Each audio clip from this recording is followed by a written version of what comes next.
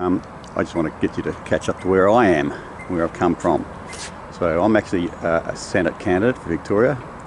I'm not trying to be out there as the last chance to fix the mess. This is my van that I'm driving around to place in, and I've been offering people a bottle of wine for their comment. So people give me the comment and they don't want the wine, which is wonderful. So here I am at a lookout that's above Geelong, and I can see all the urban development that's happened over the years. I've been lived here for 63 years around this zone. I know it pretty well. I know all the patches around here that were just farmland to what they are today. So what gets me here? I'm a person who's done lots of things in my life. So if I go back to where I'm going from now, I used to be a bit of a hippie and the surfer, still have the hat. Got a bit more affluence, and they gave me the hat when I got my Mercedes van for work. I've been a farmer for many years, so that's my protection from the sun. But when I get a bit fancy, I go and put on the old $5 straw hat. And when I'm thinking competing with the people in the Western District, this is a $5 jobby that I got from the Solos Market, and where it all began, this is my dad's old hat. So I'm disappointed with what is being offered to the people. We've got two choices really. We've got someone who's been in for years who's not very nice, and someone who wants to get in who's got good intentions but is not as polished, and his policies being supporting him are letting him down. So for me, if you look at the possibilities, I was going to consider running for Corio against Mars. Disappointed with what he actually delivers to the people around here. And then I analysed it some further, and I thought, well, you can't roll him because he's got such an advantage, and he's in so tight with the Greens. The Greens are going to give him preferences again this year, so he's definitely going to get in, and he's going to have 10,000 extra over anybody else. So then I considered, what will I do? I suppose you've got to go back to what happened 3 weeks ago. My youngest daughter, Lauren, go to her Instagram post, The Sustainable Chick, see what she says there. She then came to me in tears at midnight, telling me that she's never going to have a child because the world is so terrible, we've destroyed it. And the question to me was, what have you done?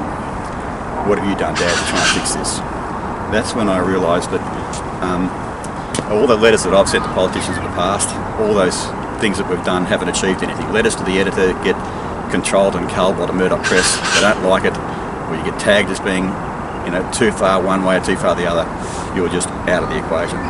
So I thought, okay, I'm going to go and try to get into the Senate for Victoria. So then I've got to represent all the Victorians' needs. We've got 6 people that are up to take on a seat this time, up on the red seats. It's supposed to be the house where you go and mediate the sorts of things that are being thrown to you from the green seats. So when people are down on those green leathers, and you've got the Scalbos and Albos and everybody else fighting around there with their little issues and faction groups and finance coming in, propping one issue over another. Once they come up with some sort of policy, it comes upstairs to the people's house, and we're supposed to look at it and reflect on what is best for the people down here in this community, for all of us that we're representing, for all of Victoria. And we don't do that very well. Most of the time it's a rubber stamp. If you've got the control in the lower house and upper house, things just get put through. Fortunately or unfortunately, in many years we've had such tight margins between those two, things get a chance to be renegotiated. And that's where the loopies come in on the small parties. You get the Pauline Hansons, you get the Clive Palmers, you get these groups or Darren Henches, where they go and say, we'll put this one through for you this time, but you've got to give us something else. We want something back here. And they'll go and have a policy go through, a legislation go through, and something in the back that's a little sweetener that we never expected. It was never discussed with we, the public. So they'll sneak it through. It might be an omnibus bill, a whole bunch of little things get changed, but we're paying for it. So conceptually, I'm going out there to go and say, look at my policies. Go on my website, 1abcd.au. I've got 21 initiatives there that solve all those problems that these people have been asking to have solved. They're all the things that the Scalbos and Albos cannot find a resolution to. They won't allow themselves to. Their backers won't allow them to. So I'll give you a little snippet from each one of those coming up, and just see whether that answers all those questions from last night's Q&A and from 2 nights ago, the Prime Minister and the opposition leaders' debate. I think you'll find it incredibly enlightening as to how simple some of these solutions are, how they engage the people all around here to come up with those ideas. They cost nothing to start, really. There's not just billions of dollars behind it all, and you can start them off in a small town in a small way. You can start them off in a larger town and get more people involved in it, but you've just got to start them off. Whether I do it or some other party does it, please have a look at some of those policies, because they can be activated tomorrow. They don't cost us anything, and they deliver huge amounts. Please look at the very first one I've got on there, and that's about helping people to get from being a renter to actually becoming a buyer of their house.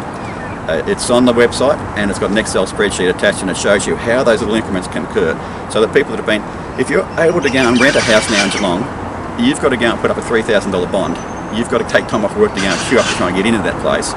And once you get it, you're paying off somebody else's loan. And some people, if you're capable of paying off the $500 a week to rent somebody's house and the $3,000 bond to put it up there, look at my initiative there. You can turn that around, and in anywhere between 4 to 10 years, you can actually be somebody who's buying a house, be that one or be a different one. That relates to 30% of people.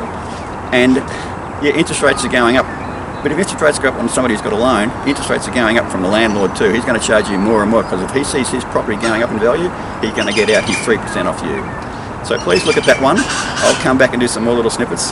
Conceptually, if the people of Victoria turn around and look at me on that white ballot paper, the great big toilet paper roll one, I'm going to be way over here on the bottom right hand side as an independent. I don't get preference choices, I don't get all those selections because I'm a party, I don't get all that funding because I'm a party. I've come on this with nothing, no money at all, and I'm putting it all on the line of this roll because of the impact of my daughter, the impact on my community.